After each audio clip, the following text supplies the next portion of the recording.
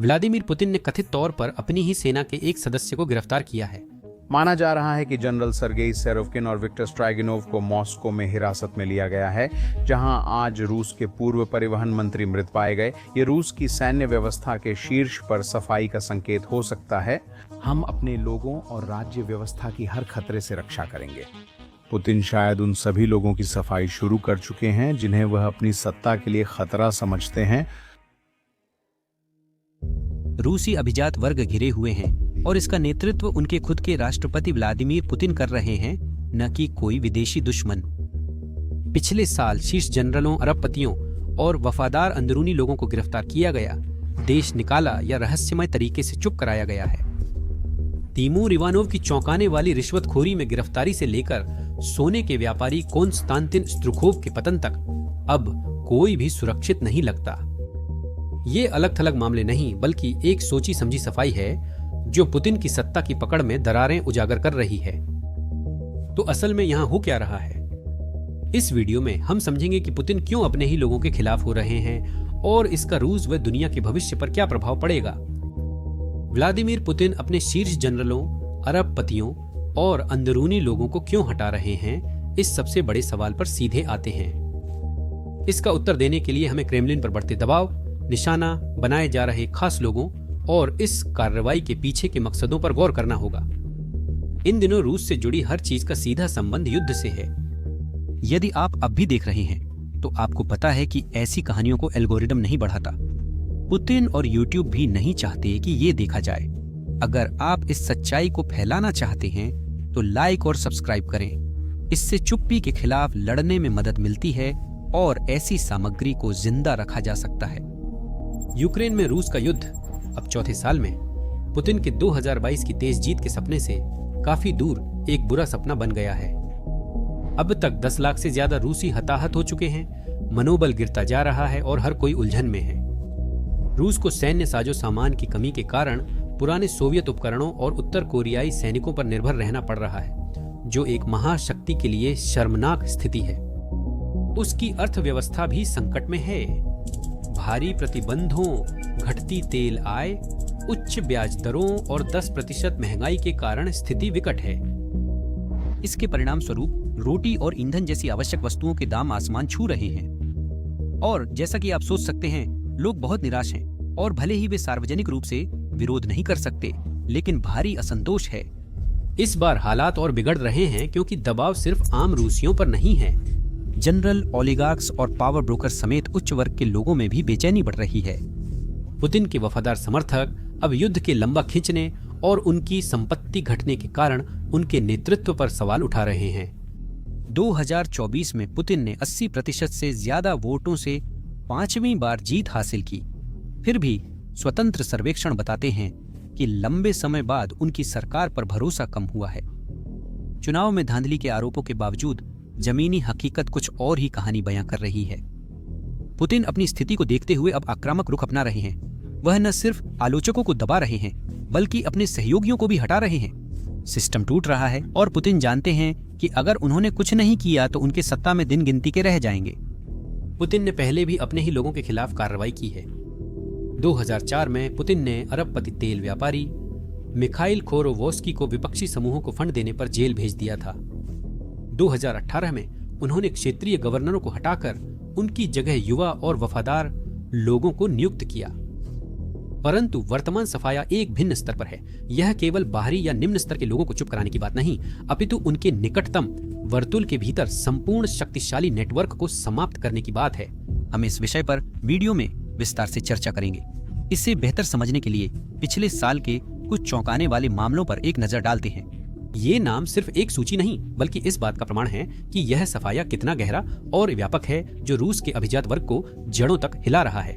7 जुलाई को रोमन स्टारोवोयत, रूस के पूर्व परिवहन मंत्री और कर्स्क के पूर्व गवर्नर, मास्को के बाहर अपनी कार में मृत मिले।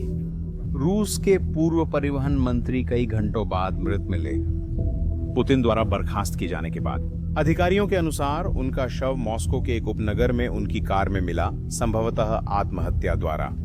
आज दोपहर यह खबर आई कि पूर्व परिवहन मंत्री अपनी कार में या अपनी कार के पास मृत पाए गए। बताया जा रहा है कि उनके पास एक पिस्तौल थी। जमीन पर रूसी जांचकर्ताओं ने बताया कि जांच शुरू हो गई है। जांच के मुताबिक ये संदिग्ध आत्महत्या का मामला था। तो आज घटनाक्रम में काफी नाटकीय मोड़ आया है। पुतिन ने उन्हें कुछ घंटे पहले बर्खास्त किया था। उनके पास गोली का घाव और समारोहिक बंदूक मिली, इसलिए अधिकारियों ने इसे आत्महत्या बताया। वे मर गए, लेकिन समय ने सबको चौंका दिया। स्तादोवोइट महीनों से दबाव में थे। कुर्स्क के गवर्नर के रूप में उन्होंने यूक्रेन के 2024 के आक्रमण के दौरान ढह गई सीमा रक्षा की निगरानी की थी। अरबों खर्च के बावजूद यह क्षेत्र पूरी तरह कब्जे में आ गया। जांचकर्ता गायब पैसों से जुड़े भ्रष्टाचार मामले की जांच के दौरान मिले। रिपोर्ट्स का कहना है कि संभवतः उनकी मृत्यु क्रेमलिन द्वारा उनकी बर्खास्तगी की घोषणा से पहले ही हो चुकी थी। यह न केवल संदिग्ध बल्कि भयावह भी है। और दिन यहीं खत्म नहीं हुआ। स्तादोवोइट की मौत के कुछ ही घंटों बाद एक और अधिकारी परिवहन मंत्रालय में बैठक के दौरान आंद्रेई कोन्याचुक अचानक गिर पड़े और उनकी मृत्यु हो गई। बिना किसी वजह या चेतावनी के वो अचानक काम के दौरान मर गए। वो 42 साल के पूर्णतः स्वस्थ व्यक्ति थे और उसी मंत्रालय में काम करते थे जहां से हाल ही में स्तादोवोइट को निकाला गया था। 2 मौतें एक ही दिन में, दोनों का उसी परेशान अपार्टमेंट से जुड़ाव, ये संयोग नहीं हो सकता। अधिकारियों का कहना है कि ये हार्ट अटैक था, लेकिन ये बेहद संदिग्ध है। हाल ही में ट्रांसनेफ्ट के वाइस प्रेसिडेंट आंद्रेई बडालोव को मॉस्को के एक पॉश इलाके में एक खिड़की के नीचे मृत पाया गया था। यह एक संकेत है। पुलिस ने बताया कि उन्होंने एक नोट छोड़ा था, परंतु रूस के उच्च वर्गों में खिड़की से गिरना एक भयावह घटना बन गई है। अगर आपने रूस में मौतों की खबरें पढ़ी हैं, तो आप पहले से ही जानते होंगे। बदालोव की मौत अन्य लोगों के बहुत करीब होने से यह भावना और मजबूत होती है कि कुछ गहरा और खतरनाक हो रहा है। इन मौतों में साजिश की बू आती है। इत्तेफाक नहीं लगता। मौतों के अलावा गिरफ्तारियां भी हुईं। 7 जुलाई को जब स्तादोवोइट और कोन्चुक की मौत हुई, उसी दिन विक्टर स्ट्रिगानोव को गिरफ्तार किया गया। विक्टर स्ट्रिगानोव रूस की नेशनल गार्ड के पूर्व पहले डिप्टी हेड थे, जो एक प्रभावशाली सुरक्षा बल है जो सीधे पुतिन को रिपोर्ट करता है। उन्हें सत्ता के दुरुपयोग और रिश्वतखोरी के आरोप में गिरफ्तार किया गया था। अधिकारियों के अनुसार उन्होंने 1 अरब से अधिक रूबल, लगभग $1 करोड़ की अवैध रकम ली थी। यह एक बड़ा घोटाला था। नेशनल गार्ड का काम व्यवस्था बनाए रखना और विरोध को दबाना है, तो इसके एक शीर्ष अधिकारी को निशाना बनाना साहसिक कदम है। सिगानोव की गिरफ्तारी के बाद अन्य नेशनल गार्ड अधिकारियों से पूछताछ की भी खबरें आईं, जो दर्शाता है कि यह सफाई मुहिम प्रमुख सुरक्षा एजेंसियों तक फैल रही है। सेना भी इससे अछूती नहीं रही। उसी दिन सेना के एक शीर्ष अधिकारी कर्नल जनरल खलील असलानोव को 17 साल की जेल की सजा सुनाई गई। वह 2020 तक जनरल स्टाफ में एक नेता थे।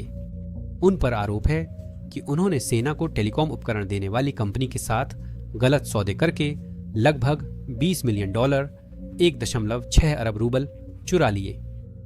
उन्होंने $1,50,000 की रिश्वत ली थी। कोर्ट ने उनकी रैंक छीन ली, उन पर $3 लाख का जुर्माना लगाया और वह सेना के रेडियो से जुड़े एक और मामले में अब भी परेशानी में है। क्या वह सिर्फ लालची था या पुतिन उसे हटाना चाहते थे? यह बड़ा घोटाला और अन्य गिरफ्तारियां दर्शाती हैं कि पुतिन अपनी सुरक्षा और सेना की टीमों पर सख्ती बरत रहे हैं। यह सफाई केवल अधिकारियों तक सीमित नहीं है। 2025 की शुरुआत में अरबपति सोने के व्यापारी कॉन्स्टेंटिन स्त्रुकोव ने अपने निजी जेट से रूस छोड़ने का प्रयास किया। अधिकारियों ने उन्हें गिरफ्तार किया, संपत्ति जब्त की और भ्रष्टाचार का केस दर्ज किया। हैरानी की बात है कि स्त्रुकोव विद्रोही भी नहीं थे। वह वफादार थे और पुतिन के समर्थक। फिर भी इससे उनकी जान नहीं बची। उनकी गिरफ्तारी रूस के अमीरों के लिए एक स्पष्ट संदेश थी। अब पैसा आपकी सुरक्षा नहीं कर सकता। ऐसा लगता है कि अब कुछ भी आपकी रक्षा नहीं कर सकता। इस सफाई की जड़ें कुर्स्क तक जाती हैं। अप्रैल में अलेक्सी स्मिर्नोव और अलेक्सी डादोव नाम के 2 बड़े अधिकारियों को $12 मिलियन से अधिक की चोरी के आरोप में गिरफ्तार किया गया था। बताया गया कि वह पैसा सीमा सुरक्षा के लिए था। स्मिर्नोव ने सेरोवोइट की जगह गवर्नर का पद संभाला था और डादोव उनके डिप्टी थे। यूक्रेन के 2024 के हमले के बाद उनकी गिरफ्तारी हुई, जिससे सुरक्षा व्यवस्थाओं की कमजोरी उजागर हो गई। जनता का गुस्सा भड़का हुआ था और किसी को तो जवाबदेही लेनी ही थी। यहीं से सफाई अभियान तेज हो गया। यह सिर्फ क्षेत्रीय नेताओं तक ही सीमित नहीं रहा, क्योंकि यह लड़ाई अब रूस की सेना तक भी पहुंच गई है। मई 2024 में पुतिन ने अपने रक्षा मंत्री सर्गेई शोइगु को अचानक बर्खास्त कर दिया, जिससे उनके करीबी लोग भी हैरान रह गए। सर्गेई शोइगु एक दशक से अधिक समय तक रूस के युद्ध प्रयास का सबसे प्रमुख चेहरा रहे।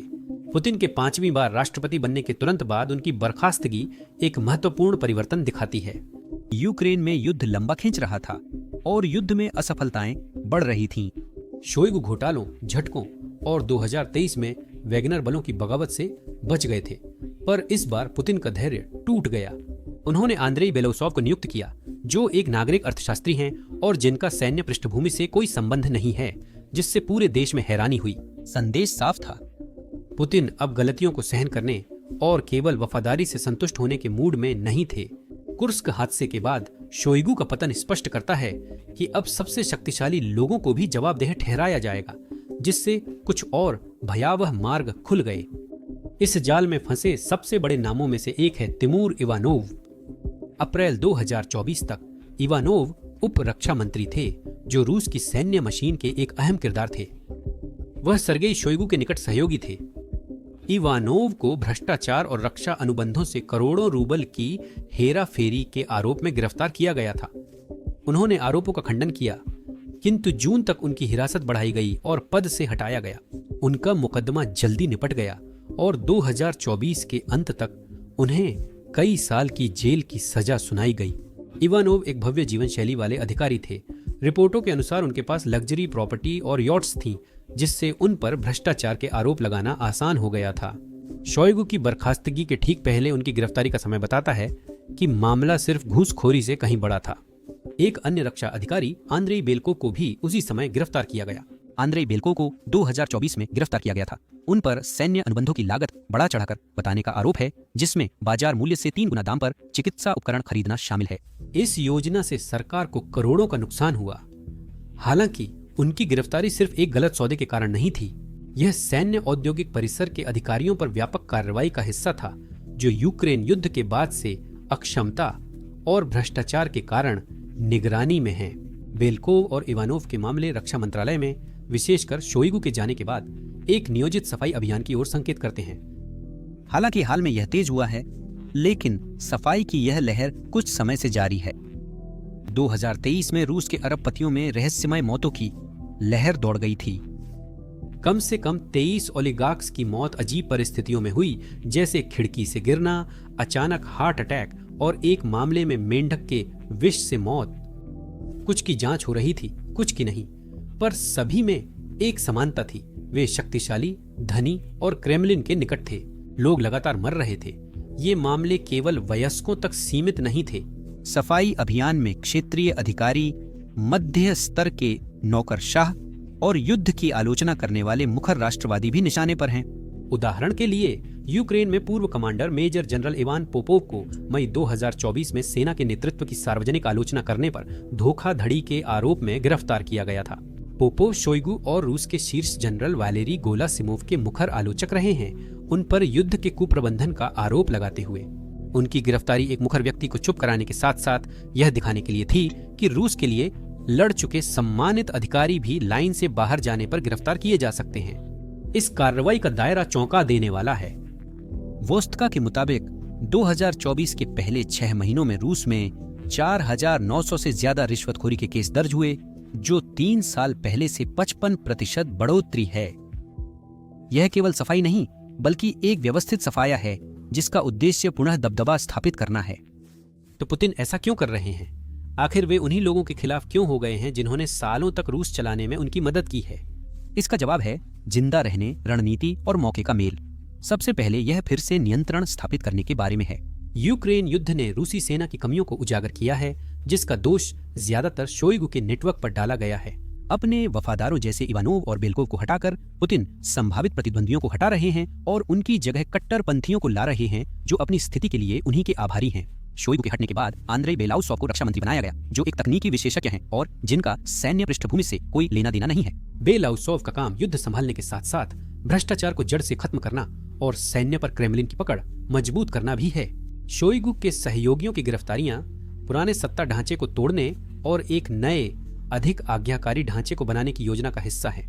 यह सिर्फ नियंत्रण की नहीं, बल्कि असहमति को बढ़ने से पहले ही दबाने की बात है। युद्ध ने उच्च वर्ग में तनाव पैदा किया है। कुछ लोग पुतिन की रणनीति और युद्ध की लागत पर सवाल उठा रहे हैं। सार्वजनिक रूप में असहमति दुर्लभ है, लेकिन निजी तौर पर यह वास्तविक है। पोपो और स्त्रीगुणों को निशाना बनाकर पुतिन स्पष्ट संदेश दे रहे हैं कि खुलकर बोलने या नेशनल गार्ड में प्रभाव रखने वालों को परिणाम भुगतने होंगे। क्रेमलिन को किसी के द्वारा चुनौती देना वर्जित है, चाहे वह अंदर से हो या बाहर से। पुतिन अपने आंतरिक घेरे में दरारों को पूरी तरह विद्रोह में बदलने की अनुमति नहीं दे सकते, जैसा वैगनर ग्रुप के नेता येवगेनी प्रिगोजिन ने 2023 में किया था, जो बाद में एक रहस्यमय विमान दुर्घटना में मारे गए। इस युद्ध का एक आर्थिक पक्ष भी है। रूसी अरबपति जैसे स्ट्यूरिको विशाल संपत्ति नियंत्रित करते हैं और राज्य को युद्ध के लिए पैसे की दरकार है। भ्रष्टाचार निरोधक कार्यों से क्रेमलिन को तुरंत धन प्राप्त होता है और संभावित विरोधियों को कमजोर करता है। 2024 में रूसी सरकार ने 60 से अधिक कंपनियों का राष्ट्रीयकरण किया, जिसमें ऊर्जा कंपनियां और फैक्ट्रियां शामिल थीं। अक्सर उन मालिकों को निशाना बनाया गया जो वफादार नहीं थे या अपनी पूंजी विदेश ले जाने की कोशिश कर रहे थे। तुर्कों का मामला भी इसी पैटर्न में फिट बैठता है। उसकी सोने की खदानें राज्य के लिए इनाम है और उसका पतन अन्य अरबपतियों के लिए चेतावनी है।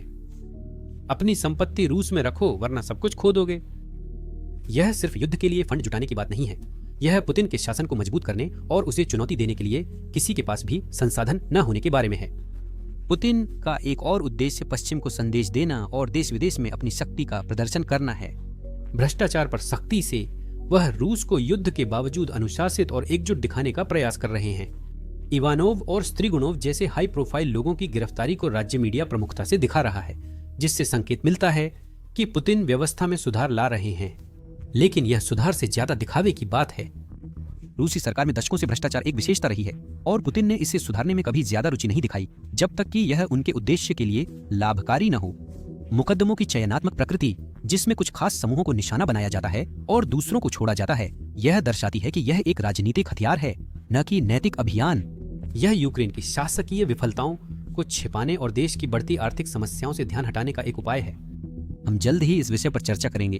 फिर भी उसका शुद्धिकरण केवल भ्रष्टाचार उन्मूलन या पश्चिम को प्रभावित करने के लिए नहीं है। रूस में वास्तविक सत्ता क्रेमलिन में प्रतिस्पर्धी गुटों के मिश्रण के माध्यम से काम करती है। क्रेमलिन एक एकीकृत समूह नहीं है। कुछ लोग सुरक्षा अधिकारी हैं, जबकि अन्य सरकारी प्रबंधक या कट्टर राष्ट्रवादी हैं। वे सभी नियंत्रण, पैसे और प्रभाव के लिए आपस में प्रतिस्पर्धा करते हैं। पुतिन उन्हें असंतुलित कर नियंत्रित करते हैं। जब कोई बहुत ताकतवर हो जाता है या सीमा पार करता है, तो वह उसे नीचे गिरा देते हैं। यही यह सफाई अभियान है। यह उनका तरीका है सबको याद दिलाने का कि कौन जिम्मेदार है। युद्ध के लंबे होने और घरेलू दबाव बढ़ने के कारण वे समस्याओं के इंतजार के बजाय पहले ही कार्रवाई कर रहे हैं। सफाई अभियान अचानक और व्यापक है। यह संयोग नहीं, बल्कि सत्ता में बने रहने का प्रयास है। आइए रूसी सत्ता के इन पागलपन भरे खेलों पर गहराई से विचार करें। चलिए गुटों से शुरू करते हैं। रूस की सत्ता संरचना एक नाजुक संतुलन पर टिकी हुई है। आपके पास सुरक्षा वर्ग है, जैसे एफएसबी, रूस की मुख्य खुफिया एजेंसी, और नेशनल गार्ड के प्रमुख। शासन की ताकत असहमति को नियंत्रित करके राज्य को सुचारू रूप से चलाती है। तकनीकी विशेषज्ञ, नौकरशाह और अर्थशास्त्री सरकार का प्रबंधन कर अर्थव्यवस्था को गिरने से बचाते हैं। ऐसे लोगों के बारे में सोचिए, जैसे आंद्रेई बेलोसव, जो नए रक्षा मंत्री हैं, जो टैंकों से ज्यादा स्प्रेडशीट्स के बारे में सोचते हैं। आखिर में आपके पास कट्टरपंथी होते हैं, जो सैन्य अधिकारियों और राष्ट्रवादी राजनेताओं का मिश्रण है, जो आक्रामक और टकराव वाली रूस की वकालत करते हैं। इन समूहों की अलग अलग प्राथमिकताओं के चलते यूक्रेन युद्ध के लंबा चलने से इनके बीच टकराव बढ़ रहा है। सैन्य अधिकारी सैन्य बजट पर अधिक नियंत्रण चाहते हैं, तकनीकी विशेषज्ञ अर्थव्यवस्था स्थिर करना चाहते हैं, और कट्टरपंथी युद्ध में शीघ्र जीत न मिलने से निराश हैं। सर्गेई शोइगु का पतन इस बात का उदाहरण है कि ये तनाव कैसे सामने आते हैं। शोइगु एक दशक से भी ज्यादा समय तक रक्षा मंत्री रहे। वे पुतिन के वफादार सहयोगी थे, जिन्होंने सेना के भीतर एक मजबूत नेटवर्क बनाया था। उनके सहयोगी तिमूर इवानोव महत्वपूर्ण पदों पर थे और विशाल बजट को नियंत्रित करते थे। परंतु शोइगु का कार्यकाल विशेष सफलता से परिपूर्ण नहीं था। यूक्रेन युद्ध ने सेना की खराब योजना और पुराने उपकरणों जैसी गंभीर समस्याएं उजागर की। यह शोइगु की आलोचना का कारण बना। कट्टरपंथियों और राष्ट्रवादी आवाजों ने, खासकर राज्य टीवी ने, उन्हें निशाने पर लेना शुरू किया और उन्हें नरम व अयोग्य बताया। इस दौरान सुरक्षा अभिजात वर्ग ने उनके नेटवर्क को कमजोर करके अपनी शक्ति बढ़ाने का अवसर देखा। शोइगु की बर्खास्तगी सिर्फ उनकी नाकामियों की वजह से नहीं, बल्कि पुतिन द्वारा सत्ता के संतुलन को फिर से आकार देने की वजह से हुई। शोइगु के सहयोगियों इवानोव और आंद्रेई बेलकोव की सफाई भी उसी सत्ता संघर्ष का अंग है। पुतिन एक अत्यधिक प्रभावशाली गुट को निशाना बनाकर उसे खत्म कर रहे हैं। इवानोव की रिश्वतखोरी के आरोप में गिरफ्तारी सिर्फ उसकी महंगी नौकाओं या आलीशान घरों के बारे में नहीं थी, बल्कि यह शोइगु से जुड़ी उसकी वफादारी को तोड़ने और सेना के बाकी लोगों को संदेश देने के लिए थी। आपकी निष्ठा पुतिन के प्रति होनी चाहिए, पुराने बॉस के प्रति नहीं। बेलिकोव का मामला भी इसी उद्देश्य से है। ये कदम पुराने गुट को कमजोर कर नए लोगों के लिए जगह बनाते हैं जो हर चीज के लिए पुतिन के एहसानमंद हैं। बेलाउसोव की रक्षा मंत्री नियुक्ति बदलाव का स्पष्ट संकेत है। वह सैन्य व्यक्ति नहीं है, लेकिन वह वफादार हैं और कुशलता पर ध्यान देते हैं, जिसे पुतिन उम्मीद करते हैं कि इससे अन्य गुट बहुत ज्यादा सहज नहीं हो पाएंगे। परंतु हार केवल एक पक्ष की नहीं है। सफाई अभियान क्रेमलिन में फैल रहा है, जो पुतिन के आंतरिक समूह के विघटन को दर्शाता है। नेशनल गार्ड का उदाहरण लीजिए। विक्टर स्टर्गुनोव की गिरफ्तारी कोई अलग घटना नहीं थी। रूसी मीडिया रिपोर्टों के मुताबिक गार्ड के कई मिड लेवल अधिकारियों को चुपचाप गिरफ्तार कर लिया गया है या ट्रांसफर कर दिया गया है। नेशनल गार्ड कोई आम एजेंसी नहीं है।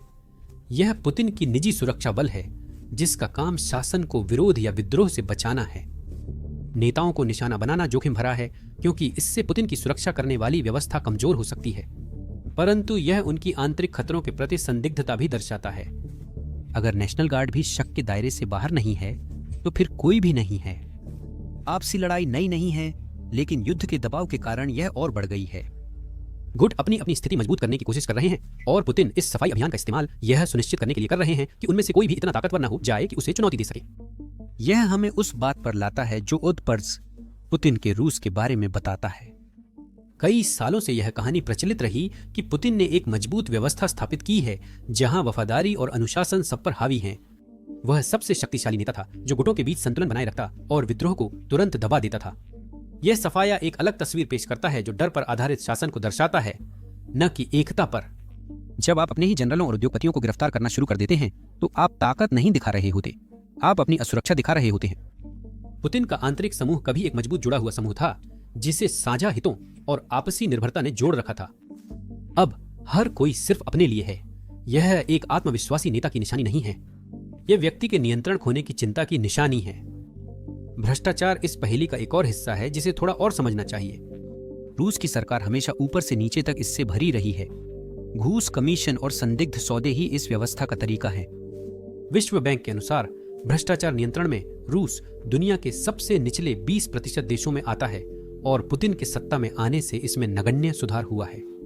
2024 में रूस के शीर्ष अभियोजक इगोर क्रास्नोव ने स्वीकार किया कि भ्रष्टाचार और बढ़ रहा है, स्थिति बेहतर नहीं हो रही है।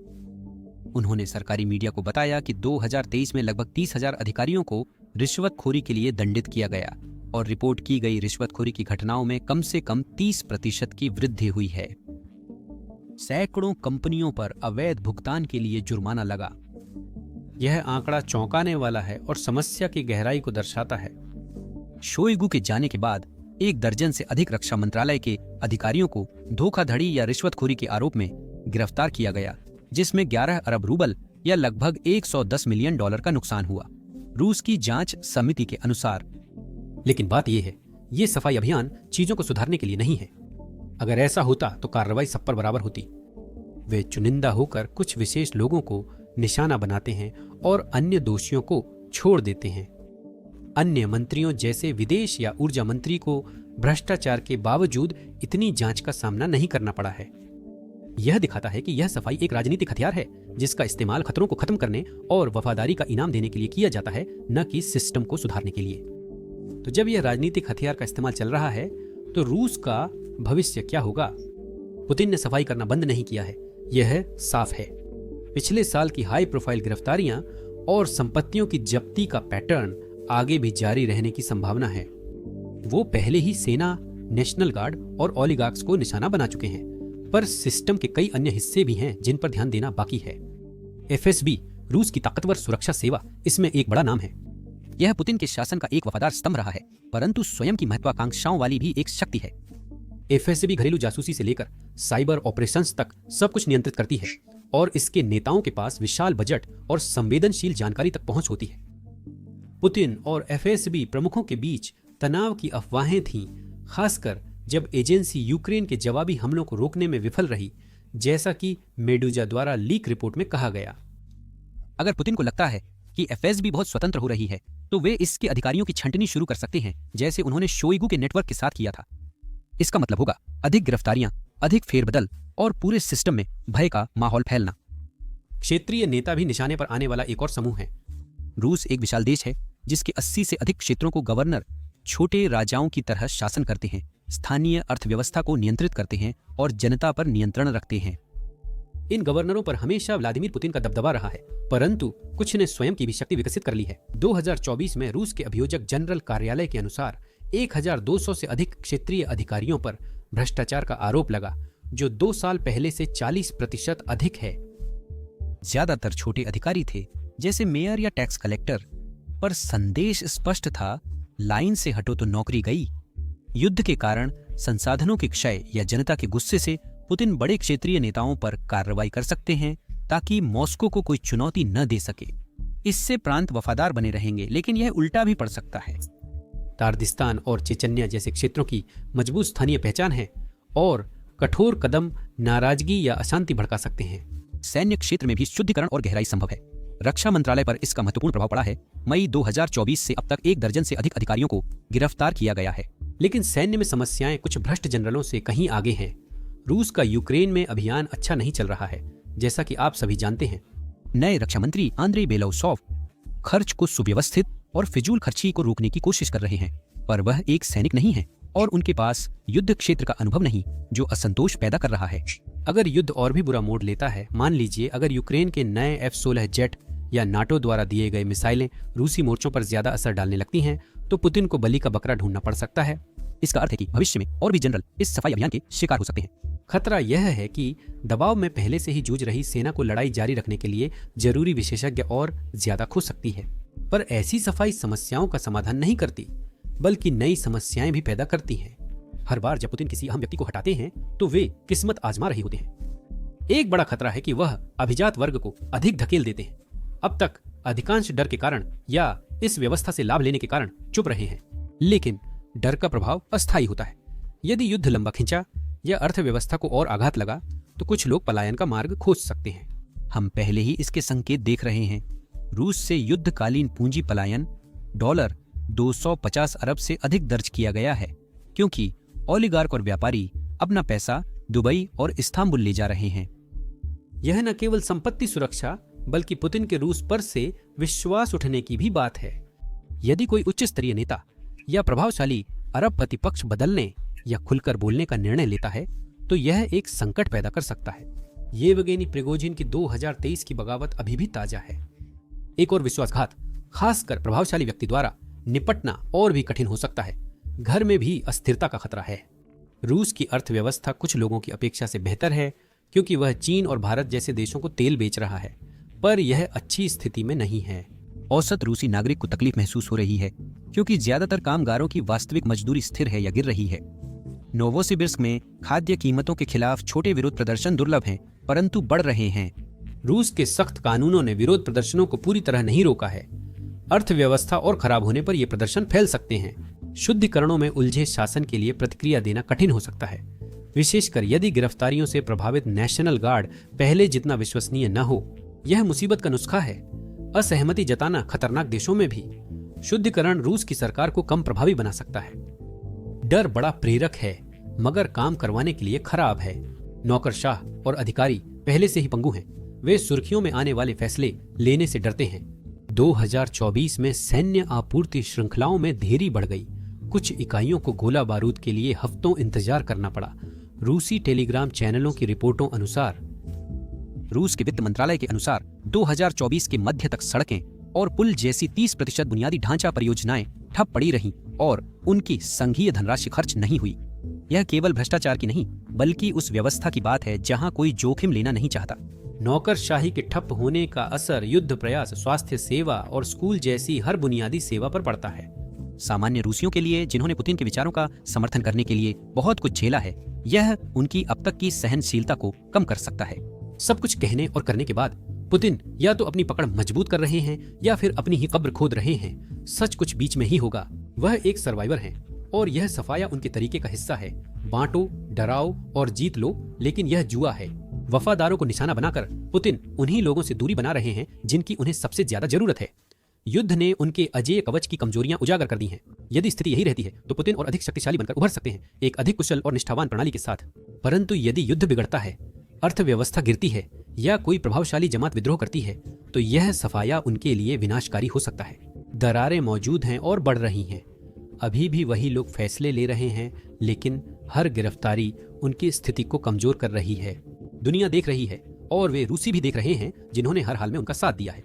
पुतिन अभी भी सत्ता में हैं, परंतु भय पर आधारित व्यवस्था में हर सफाई उनकी स्थिति को कमजोर करती है। सवाल सिस्टम के टूटने का नहीं बल्कि इसके टूटने के समय का है।